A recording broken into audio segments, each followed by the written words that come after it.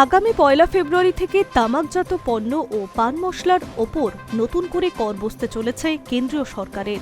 ইতিমধ্যেই এই সংক্রান্ত বিজ্ঞপ্তি জারি করছে অর্থ মন্ত্রক।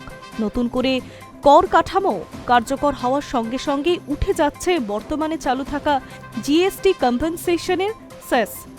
নতুন বিজ্ঞপ্তি অনুযায়ী ১ ফেব্রুয়ারি থেকে সিগারেট, তামাক ও তামাকজাত পণ্যের ওপর ৪০% হারে জিএসটি বসবে। তবে বিড়ির ক্ষেত্রে জিএসটির হার রাখা হবে ১৮%। এই কর জিএসটির অতিরিক্ত হিসেবে ধার্য হবে। এর পাশাপাশি পান মশলার ওপরে আরোপ করা হচ্ছে নতুন হেলথ অ্যান্ড ন্যাশনাল সিকিউরিটি সেস। অন্যদিকে তামাক ও তামাকজাত পণ্যের ক্ষেত্রে কার্যকর হবে অতিরিক্ত এক্সাইজ ডিউটি, অর্থাৎ জিএসটির সঙ্গে যুক্ত হবে নতুন করের বোঝা। বুধবারই কেন্দ্রে ২০২৬-এর বিজ্ঞপ্তি জারি করা হয়েছে। এই নিয়মের মাধ্যমে তামাক ও গুটকা উৎপাদনে ব্যবহৃত প্যাকিং মেশিনের ক্ষমতার ভিত্তিতে শুল্ক নির্ধারণ ও আদায়ের প্রক্রিয়া স্পষ্ট করা হয়েছে।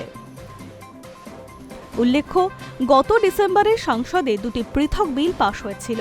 সেই বিলের মাধ্যমেই পান মশলা উৎপাদনে নতুন সেস এবং তামাকজাত পণ্যের ওপর অতিরিক্ত এক্সাইজ ডিউটি আরোপের পথ প্রশস্ত হয়। এবার সেই সিদ্ধান্ত কার্যকর করল, নির্দিষ্ট দিন ঘোষণা করল কেন্দ্র। সরকারি সূত্রে জানানো হয়েছে, ১ ফেব্রুয়ারি থেকে কার্যকর হওয়া নতুন কর কাঠামোর ফলে জিএসটি কম্পেনসেশনের সেস পুরোপুরি বাতিল হয়ে যাবে। জনস্বাস্থ্য সুরক্ষা এবং জাতীয় নিরাপত্তার যুক্তিকে সামনে রেখেই এই কর সংস্কার করার দাবি কেন্দ্রের।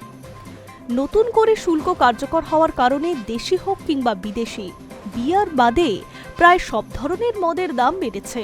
৭৫০ মিলিলিটারের বিদেশি মদের বোতলের দাম বেড়েছে গড়ে ৩০ থেকে ৪০ টাকা। ১৮০ মিলিমিটারের বোতলে বেড়েছে ১০ টাকা। দেশি মদের ক্ষেত্রে প্রতিটি প্যাকেটে অতিরিক্ত প্রায় ১০ টাকা বেশি দিতে হবে। এর আগে বিক্রেতাদের নির্দেশ দেওয়া হয়েছিল ৩০ নভেম্বরের মধ্যে পুরনো দামে থাকা সমস্ত মজুদ বিক্রি করে ফেলতে হবে। ১ ডিসেম্বর থেকে বাজারে থাকা সব পণ্য আগের স্টক হোক বা নতুন স্টক নতুন দামেই বিক্রি করতে হবে।